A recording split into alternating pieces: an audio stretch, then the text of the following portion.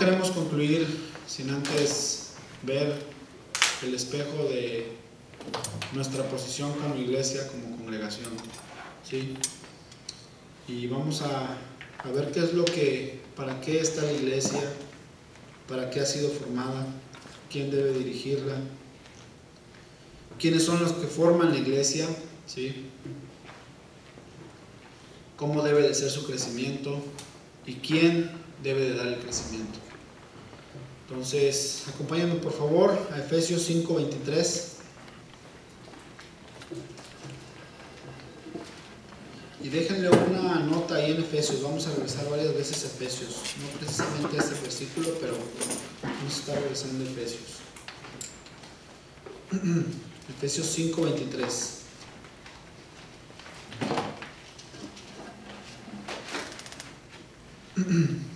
Dice,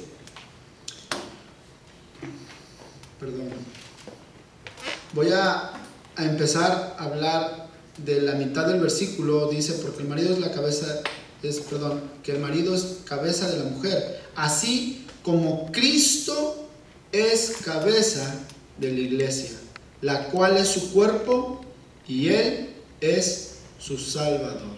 Vamos a orar, por favor.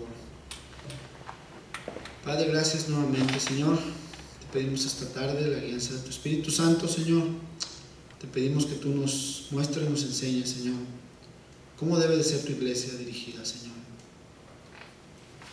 Tú sabes, Padre mío, quiénes son los que lo conforman, Señor. Por eso te pido, Padre, Señor, esta tarde, por aquellos, Señor, que todavía no han venido, no han doblado rodilla ante ti, Señor. Te damos gracias nuevamente, Señor. Y te pedimos la guianza del Espíritu Santo, Señor. En el nombre de Cristo Jesús. Amén. Bueno, aquí vemos que esto nos está hablando primeramente que Cristo es la cabeza del cuerpo, ¿sí? ¿Y quiénes son el cuerpo? La iglesia, ¿sí? Vemos que aquí está hablando de que Él es nuestro Salvador, nuestro Redentor, nuestro Dios de paz, ¿sí? Y esto nos va a llevar a entender un poco más aquellos quienes forman el pueblo de Dios, ¿sí? Quienes forman la iglesia. De hecho, el diccionario bíblico Holman dice así, a la iglesia, significado de iglesia, dice, se les dice a cuerpos locales de creyentes, ¿sí? Somos cuerpos locales, o al cuerpo universal de todos los cristianos. Hay una diferencia muy grande, porque hay muchas iglesias. Pero ¿cuáles son los que realmente forman el cuerpo de Cristo? ¿Quiénes son? ¿Quiénes son? Esta referencia me abrió un poco más el entendimiento, un poco más el panorama, y me dice que realmente dentro de la intención divina de Dios fue de formar un pueblo, ¿sí?, que sea dirigido por Él,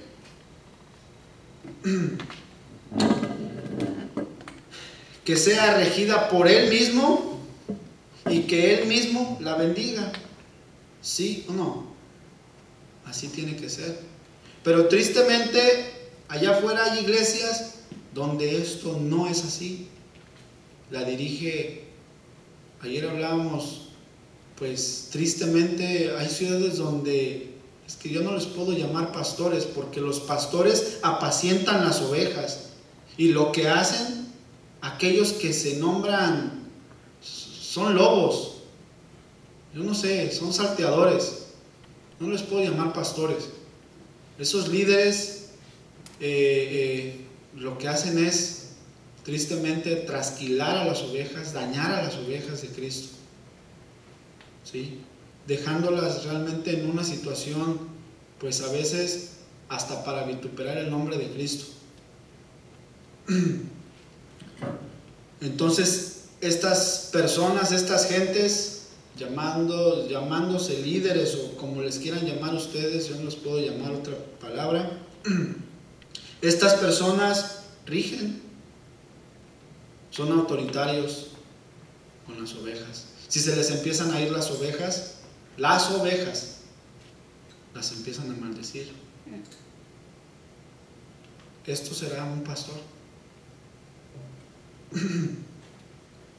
Entonces, por eso esto me abrió el panorama a que Dios mismo, nuestro Salvador, es el que nos debe de dirigir. Aunque muchos piensan que la iglesia empezó tal vez en Hechos, cuando los llamaron por primera vez cristianos, en Hechos 11, no lo busquen. Acompáñenme a Génesis, por favor, 12:1.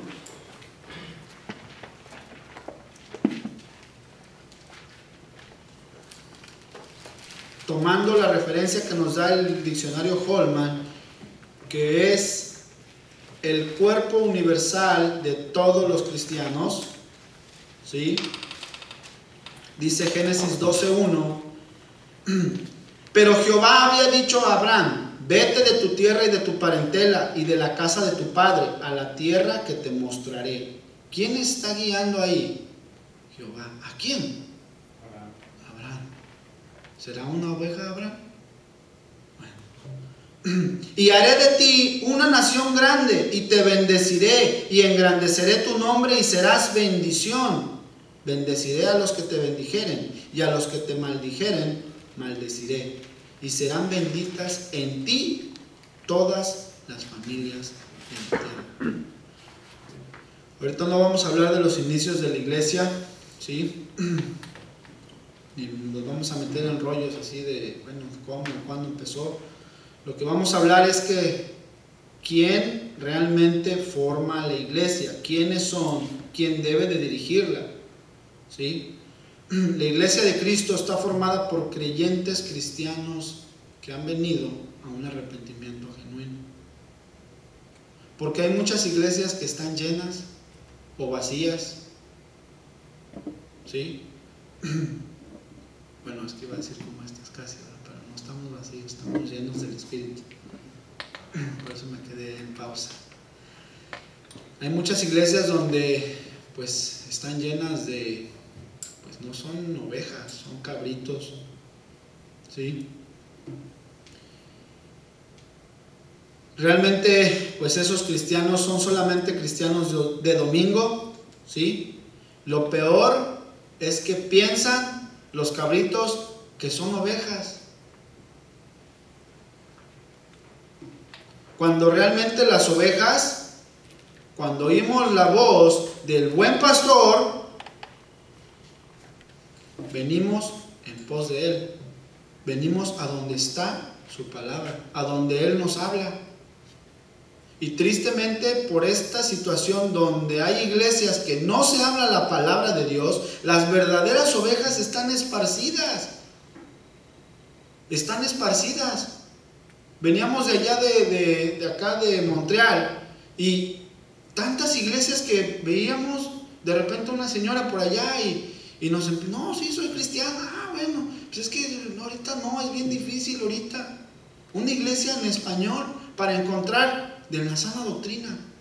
Y ciertamente los hermanos con los que estábamos compartiendo, ellos nos decían, pues es que ya hemos ido a esta, ya hemos ido a esta. Ya no hay iglesias. Digo, entonces, ¿qué necesitamos? No, pues necesitamos una iglesia, dicen, una iglesia donde se hable la verdad. Le digo, no necesitamos una iglesia. Necesitamos que en las iglesias se hable la palabra de Dios. Eso es lo que se necesita. ¿Para qué abrir una iglesia más? Tristemente estas iglesias están llenas de ovejas. Hay una parábola que también nos da otra comparación a la de las ovejas. Nos lo voy a explicar un poquito mejor. Acompáñenme a Mateo 13, por favor.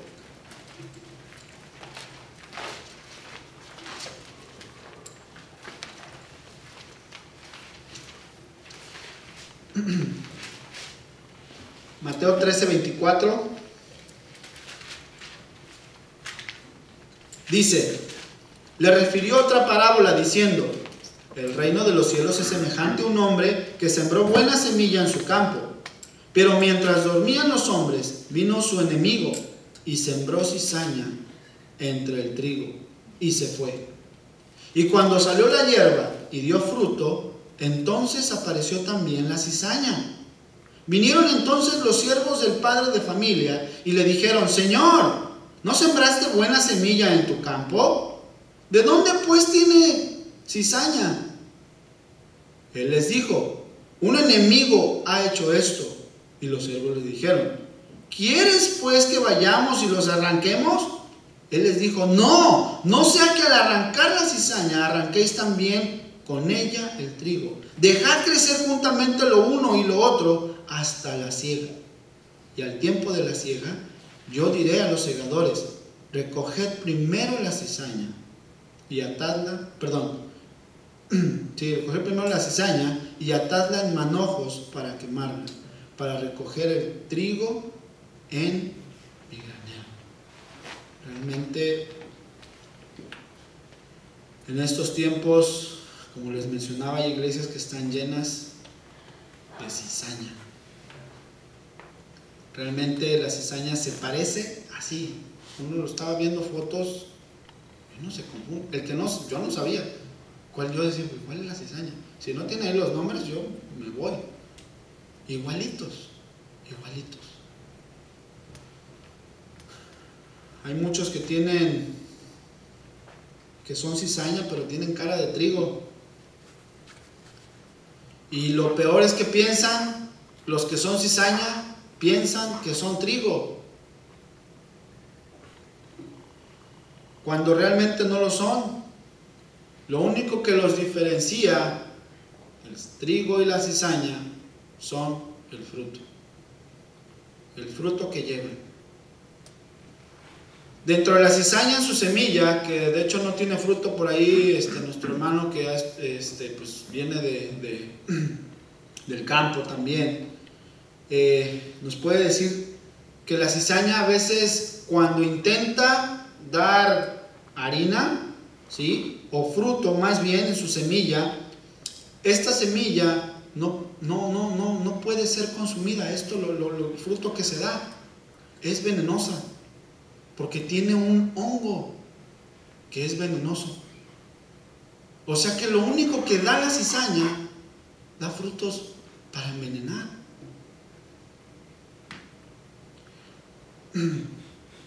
Entonces realmente así es.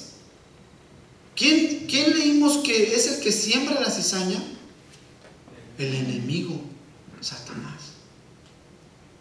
En la iglesia, en las iglesias, ¿sí?, ahí se encuentran la cizaña. Dice: dejadlos que crezcan juntamente. Y una referencia muy bonita acerca del trigo es que cuando el trigo está lleno así, la punta del trigo está lleno de frutos, se empieza a hacer así, a doblarse, a inclinarse por su peso que lleva de tanto fruto, y la cizaña se queda así. ¿Qué referencia nos da eso? A que los que son cizaña siempre: no, pues yo soy, mírenme, véanme, yo, el pastor, el líder, el apóstol, el tal, ¿cuál?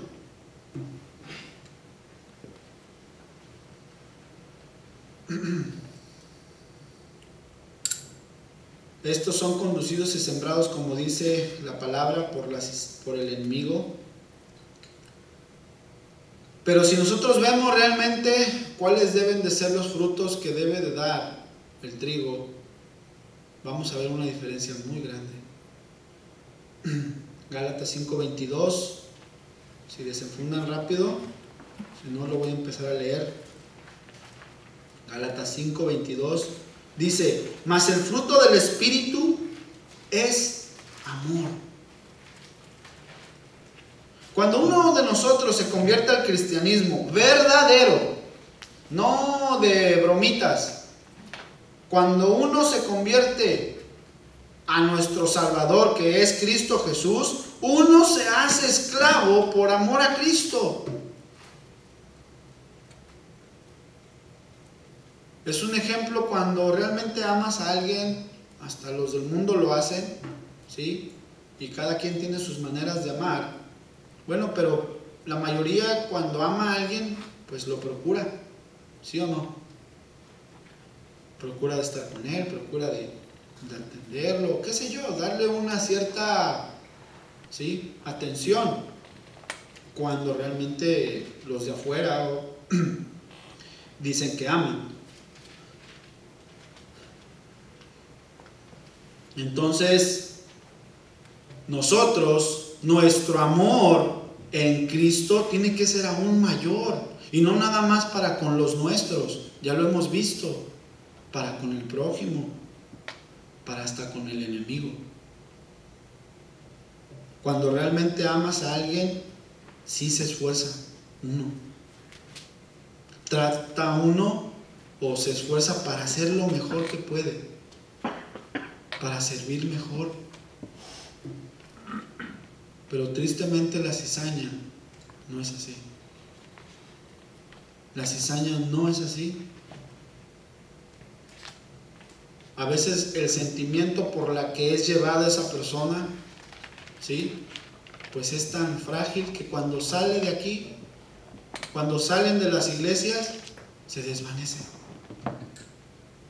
y sigue su propio camino, y su entrega hacia las cosas de Dios realmente son frágiles, débiles. Otro de los frutos también nos dice: gozo, paz, paciencia, benignidad, bondad, fe, mansedumbre, templanza. Y dice: contra tales cosas no hay ley. Ahora, ¿tengo que tener todos estos para poder saber que realmente estoy dando frutos? Pues ciertamente tal vez no, pero sí procurar esforzarnos a darlos. Algunos al 30, otros al 60, otros al 100 por uno, pero sí. Si yo estoy fallando en la bondad, Dios, créanme, al ser su hijo, Él me va a estar disciplinando y corrigiendo y llevando hasta formarme en eso. Si no tengo fe, Él me va a ir probando en la fe. Mansedumbre, todas esas cosas, paciencia. Entonces vemos realmente la iglesia de Cristo tiene que estar formada por creyentes verdaderos, que sigan y que hagan la palabra de Dios, cumpliendo sus estatutos, cumpliendo lo que dice. Dice: si me amas, guarda mis mandamientos.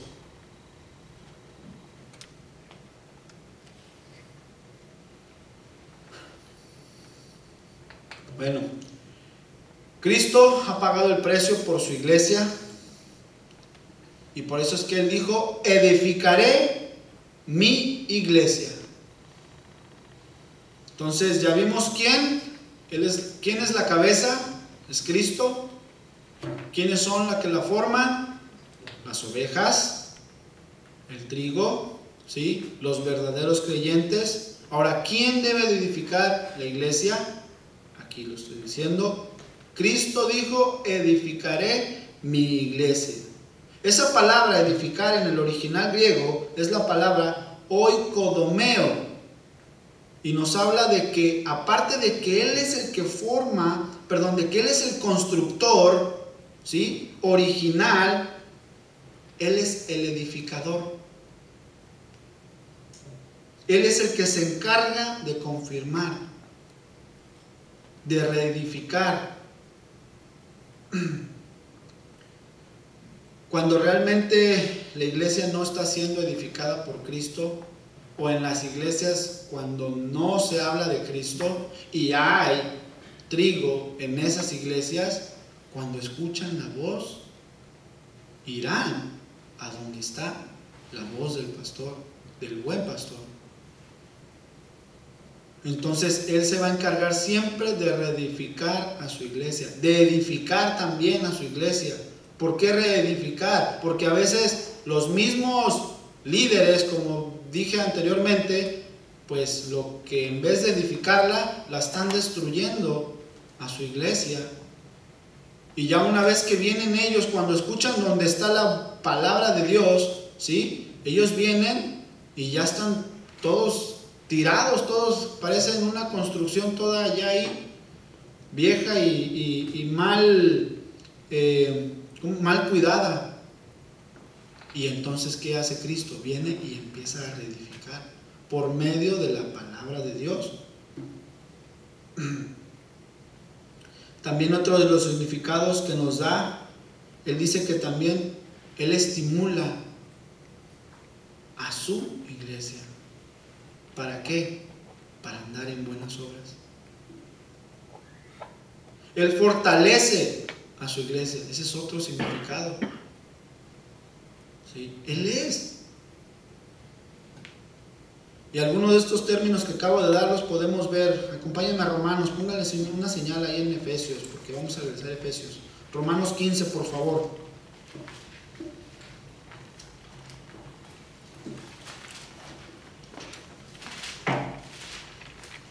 Romanos 15, 8.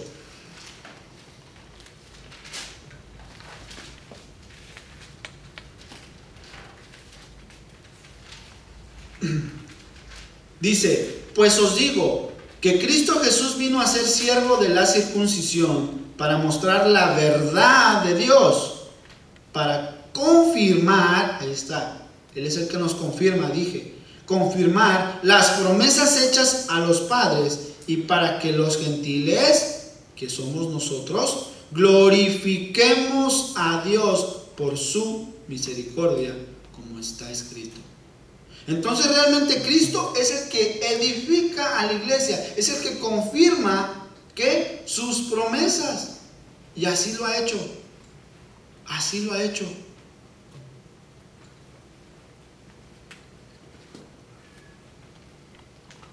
Lo triste es que, como menciono, hay iglesias que están siendo edificadas sobre un fundamento que no es Jesucristo, sabiendo que el único fundamento es Cristo.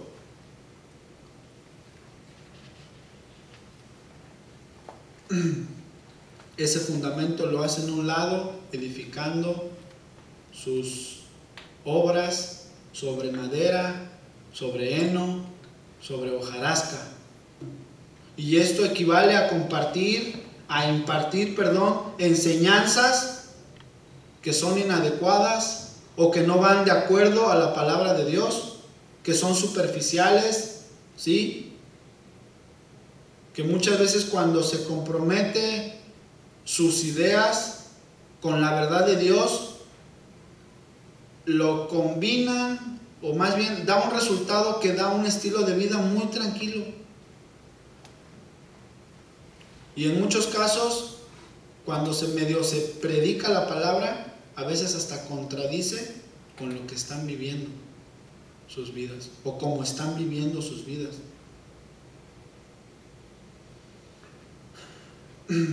Cristo es el único que edifica su iglesia y solo así tiene que ser, nada más. ¿A quién utiliza para edificar a su iglesia? Efesios, por favor, acompáñenme a Efesios.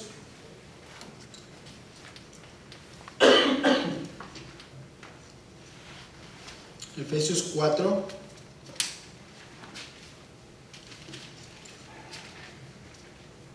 4:11 dice, y Él mismo constituyó a unos apóstoles, a otros profetas, a otros evangelistas, a otros pastores y maestros. ¿Para qué? A fin de perfeccionar a los santos para la obra del ministerio, para la edificación del cuerpo de Cristo. ¿Quién es el cuerpo? La iglesia.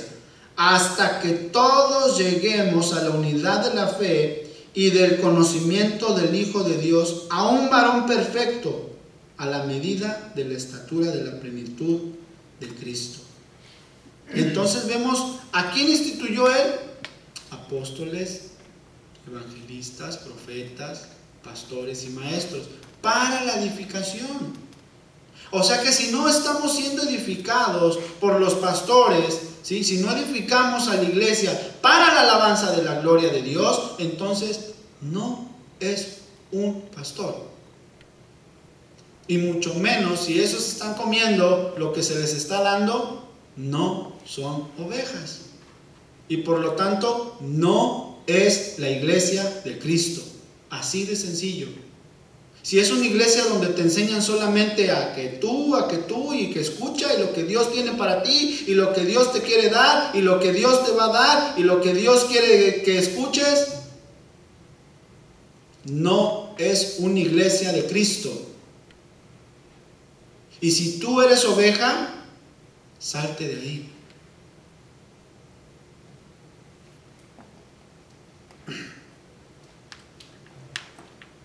En estos tiempos, ¿cómo somos edificados? ¿Por medio de qué? Bueno, los apóstoles, los profetas. Bueno, pero tristemente hay apóstoles que son falsos. Hay profetas que son falsos. Hay evangelistas que son falsos. Hay pastores que son falsos. Hay maestros que son falsos. Satanás se está encargando de hacer eso. Está metiendo cizaña dentro del trigo. Todos somos trigo. No porque sea pastor, no porque sea maestro, no, todos somos trigo. Y Él se está encargando de sembrar. ¿Cómo podemos ser edificados? Efesios 2:20, por favor.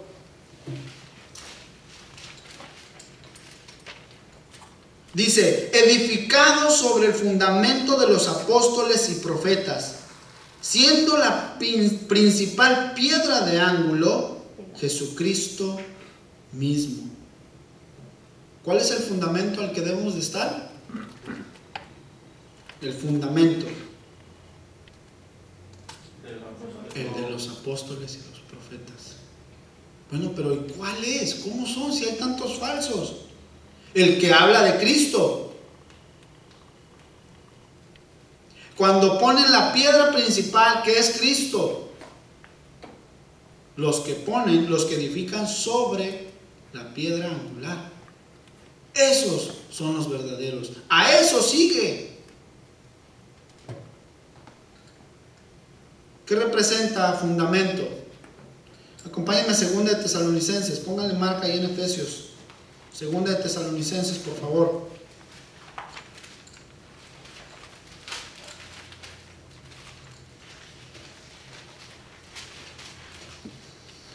(2:15)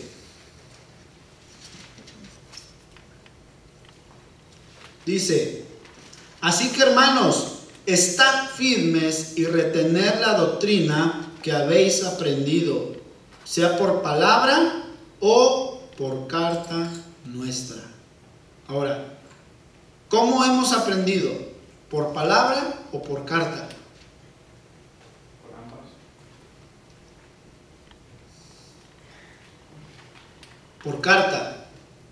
Por palabra, está hablando de quién? De los apóstoles. Ya no tenemos a los apóstoles. Es por carta. Las cartas del Nuevo Testamento han sido escritas y han sido dejadas por los apóstoles. O sea que somos edificados ahorita nosotros por carta, por la palabra de Dios. Y esa carta fue inspirada, ¿sí? Inspiró a estos apóstoles por medio del Espíritu Santo para que seamos, ¿qué? Edificados. ¿Para qué? Para la alabanza de Dios.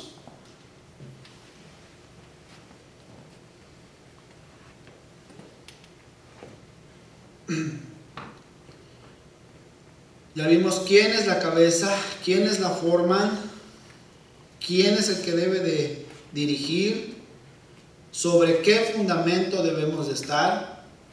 Ahora, si Cristo es el que edifica, ¿cuál es la razón por la que fue hecha o fue escogida su iglesia? Efesios 1:6. ¿Para qué fuimos llamados principalmente? Para atender al ministerio, para que nos digan, ay, mira, buen cristiano, oh, mira, buen pastor, oh, mira. Efesios 1:6. Para alabanza de la gloria de su gracia, con la cual nos hizo aceptos en el amado. Para alabanza de la gloria de su gracia. ¿Harán eso los cabritos? No. Efesios 1:11. En Él mismo tuvimos herencia. ¿En quién? En Cristo, habiendo sido predestinados conforme al propósito del que hace todas las cosas según el designio de su voluntad, a fin de que seamos para alabanza de su gloria. Nosotros los que primeramente esperábamos en Cristo. Leímos hace rato Romanos 15:9. Y para los gentiles glorifiquen a Dios por su misericordia, como está escrito: por tanto yo te confesaré entre los gentiles y cantaré a tu nombre. Estoy leyendo Romanos. Y otra vez dice: alegraos gentiles con su pueblo. Y otra vez dice: alabad al Señor todos los gentiles y magnificadle todos los pueblos. Y otra vez dice Isaías: estará la raíz de Isaí y el que se levantará a regir a los gentiles, y los gentiles esperarán en él. Y el Dios de esperanza os llene de todo gozo y paz en el creer, para que abundéis en esperanza por el poder del Espíritu Santo. Levantemos la piedra principal. Pablo siempre tuvo bien presente esto. Nunca dejó o edificó sobre otra roca. Nunca. Espero que nosotros podamos hacer lo mismo al darle la gloria a Dios como se merece, al darle la alabanza a Dios como se merece. ¿Y cómo lo podemos hacer? Viviendo una vida en obediencia. Porque si queremos agradar a Dios, ¿cómo le podremos agradar? ¿En sacrificio? ¿En las cosas que yo pueda hacer? Ay, Dios mío, mira, pues ya trajimos esto, y ya compramos esto, y ya traemos esto otro, y pues uno mejor y uno... ¿Será eso acaso? ¿Para agradarle más a Dios? ¿Será eso acaso para la alabanza? Pues traigamos, compremos lo más caro de todo. ¿Será eso? En obediencia. Él no pide sacrificios ni holocaustos. Obediencia a su palabra. Entonces los verdaderos cristianos estamos siendo edificados sobre Cristo y el fundamento de los apóstoles y los profetas. ¿Qué es lo que tenemos que hacer ahora? Hacer nuestra labor. ¿Cuál es? Marcos 16:15 dice: id por todo el mundo y predicad el evangelio a toda criatura. Ese es un mandamiento. Sabiendo que esta comisión fue dada por Cristo, tenemos que obedecerla.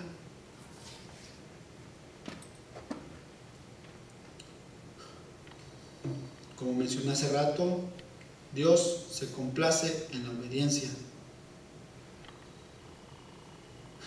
Acompáñenme a Efesios, por favor, 4.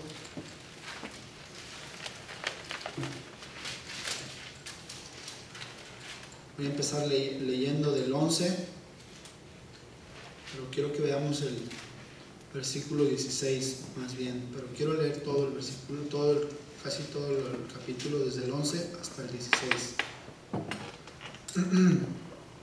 Dice: y él mismo constituyó a unos apóstoles, a otros profetas, a otros evangelistas, a otros pastores y maestros, a fin de perfeccionar a los santos para la obra del ministerio, para la edificación del cuerpo de Cristo, hasta que todos lleguemos a la unidad de la fe y del conocimiento del Hijo de Dios, a un varón perfecto, a la medida de la estatura de la plenitud de Cristo, para que ya no seamos niños fluctuantes, llevados por doquiera de todo viento de doctrina, por estratagema de hombres, que para enseñar emplean con astucia las artimañas del error, sino que siguiendo la verdad en amor, crezcamos en todo en aquel que es la cabeza, esto es Cristo, de quien todo el cuerpo, bien concertado y unido entre sí por todas las coyunturas que se ayudan mutuamente, según la propia actividad de cada miembro, recibe su crecimiento para edificar, para ir edificándose en amor. ¿Qué tenemos que hacer? Nuestra actividad propia de cada miembro. ¿Qué pasa cuando mi dedo ya no funciona? Cuando mi dedo algo, todo lo demás se va a tener que ver afectado. Si mi brazo ya no, si mi oído ya no, si dejo, creo que cuando no oyen, hasta uno puede perder el equilibrio. Cuando uno no está haciendo su actividad propia, no podremos ser edificados. ¿Para qué? Para crecer en amor. Este versículo 16 en otra versión dice: Cristo es quien va uniendo a cada miembro de la iglesia. ¿Quién? Cristo, es el que une, es el que trae, según sus funciones, y quien hace que cada uno trabaje en armonía. Trabajar. Para que la iglesia vaya creciendo y cobrando más fuerza por causa del amor a Cristo. Otra versión: y por Cristo el cuerpo entero se ajusta y se liga bien mediante la unión de todas sus partes. Y cuando cada parte funciona bien, todo el cuerpo va creciendo y edificándose en amor. ¿Qué tenemos que hacer? Trabajar. Según lo que Dios nos ha sido dado. Si Dios nos ha dado el don de poder hablar con valentía y sin miedo y sin eso, hagámoslo. Si a uno nos ha dado el don de ir y sanar, pues hagámoslo. Si a uno nos ha dado el don de orar, hagámoslo. Todos en armonía, juntos, trabajando. No nada más uno, no nada más dos, no nada más tres. Los que son de Cristo tenemos que trabajar en Cristo, juntos, unidos. ¿Para qué? Para que así la iglesia vaya creciendo en amor.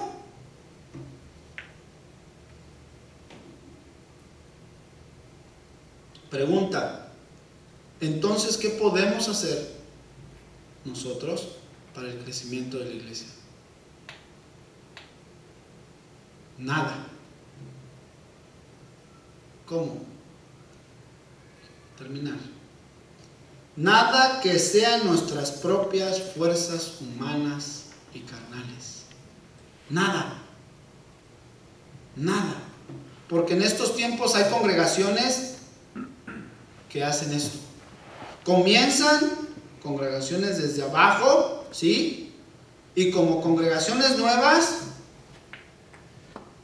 pero en sus fuerzas empiezan a hacerlo todo. Y muchas veces, hay veces que ni son ovejas, no son trigo. Y empezando tal vez por el líder espiritual, o por el líder, ¿no? El líder, que a lo mejor ni siquiera nacido de nuevo es. Y comienzan, y empiezan a introducir métodos, ¿sí?, que son usados para empresas en crecimiento, ¿sí? Terminan pagando anuncios costosos que después no pueden cubrirlos, terminan haciendo una cierta cantidad de actividades para el crecimiento de la iglesia, siendo que ¿quién es el que da el crecimiento? Cristo. Él es el que une.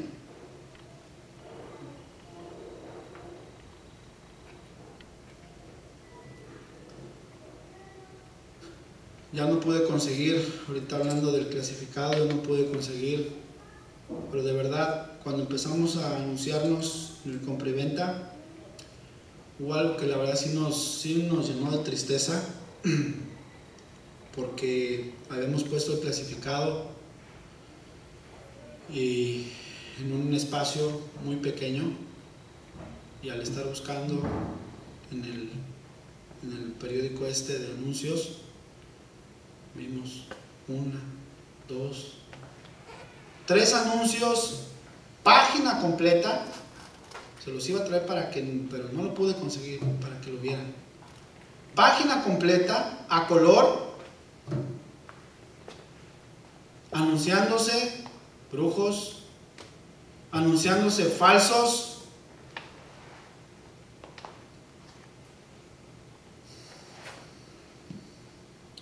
Y nosotros, no puede ser, hermanos. ¿Qué estamos haciendo? Un anuncio sin color, pequeño, el más pequeño que pudimos o que se pudo. ¿Qué estamos haciendo? ¿Por qué? Porque estoy bueno, pues nada más.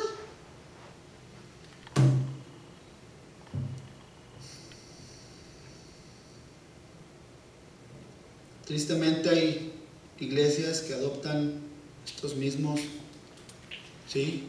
Y ellos sí anuncian sus iglesias grandes. Y ven, y Cristo te quiere prosperar. Y nosotros, poniendo solamente la palabra de Dios, no podemos cubrir algo como Dios se merece, lo que Dios se merece. Una hoja llena. No del nombre de la iglesia, no del nombre del pastor, no. Llena de la palabra. De palabra que justifique, de palabra que vea a la gente. Pero no la gente cualquiera. La gente que le pertenece a Cristo. La gente que va a venir en pos de Él. Y esas son mis oraciones, y yo se los he dicho. Mis oraciones no es de que esto se llene, no. Que se llene de ovejas. De ovejas. Tómese el tiempo que le tome a Cristo para hacerlo. La iglesia tiene que ser como un hospital. Hermanos, tenemos que trabajar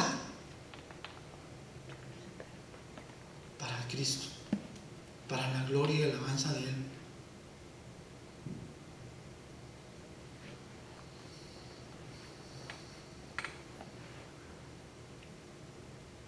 Hay muchos allá afuera que están en la calle, que no tienen hogares, pero ninguno de nosotros ha sido capaz de ir y predicarles el Evangelio.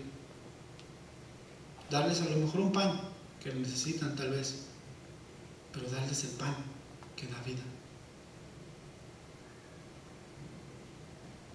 Tenemos que empezar a trabajar, hermanos. Levantemos el nombre de Cristo. Leíamos en Romanos hace rato, los gentiles esperan en el Señor. Esperamos en Él. Esa es nuestra esperanza. Poder ser llenos del Espíritu. Una iglesia llena del Espíritu Santo verá y dará frutos.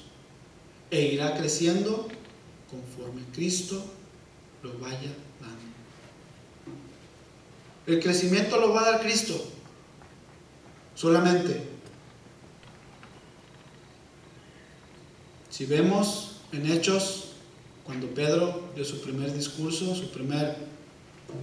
en el día de Pentecostés, después de que fue derramado el Espíritu Santo y empezaron a hablar en lenguas, no lenguas extrañas que se revuelcan, que parecen animales. Él empezó a hablar. Acompáñenme a Hechos, por favor. Hechos 2. Vamos a leer. Leer palabra de vida.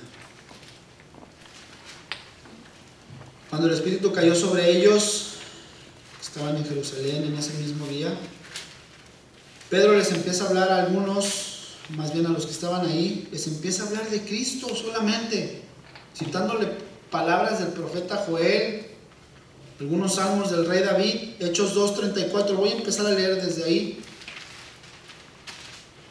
Hechos 2:34.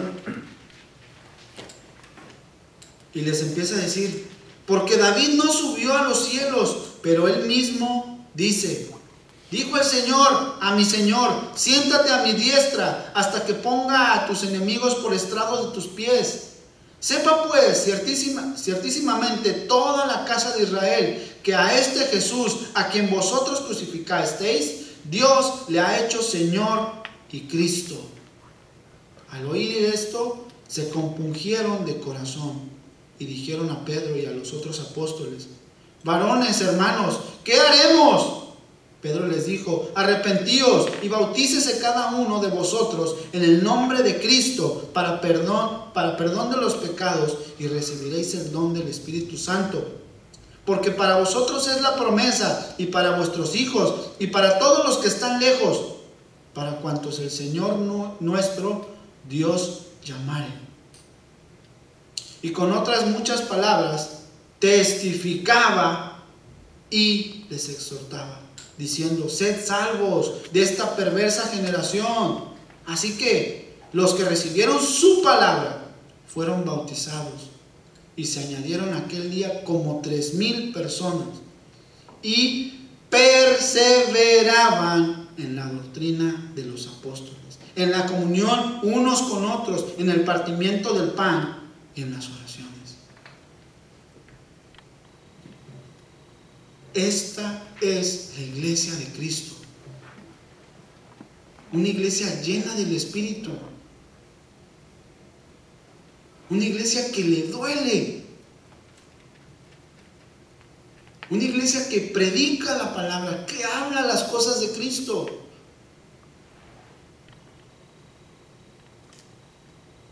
que va creciendo en comunión unos con otros.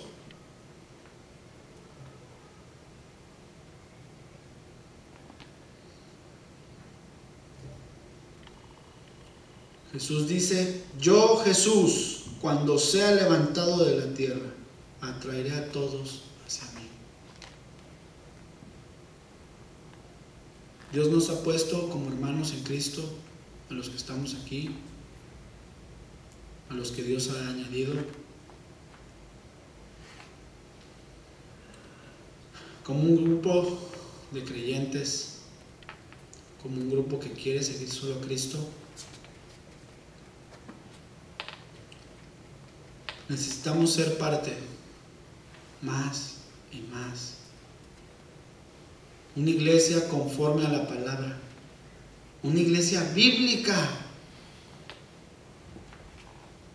no una iglesia bien vestida, no una iglesia bien vista, no una iglesia, bueno, pues allá tienen la sana doctrina, no una iglesia que no tiene focos o que tiene focos fundidos. Hermanos, que seamos un grupo donde, aparte donde aprendamos la palabra de Dios, oremos, madurando en la fe, creciendo en amor.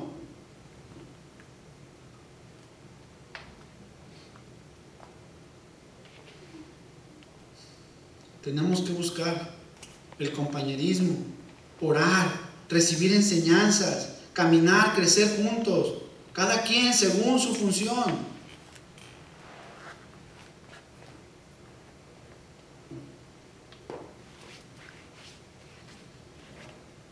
Y que todo sea para la alabanza de su nombre. Y así los demás puedan ver que realmente Dios está trabajando juntamente con nosotros. Porque ahorita solamente nosotros sabemos cómo se está formando esta iglesia. ¿Cómo empezó? De la nada, sin buscar nada.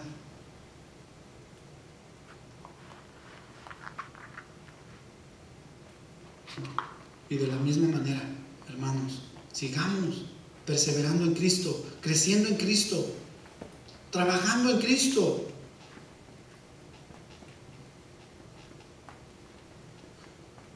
Para que todos los que vengan podamos darle gloria, honra, honor a Él, solo a Él. Hagámoslo, hagámoslo. Pónganse de pie, por favor. Vamos a orar.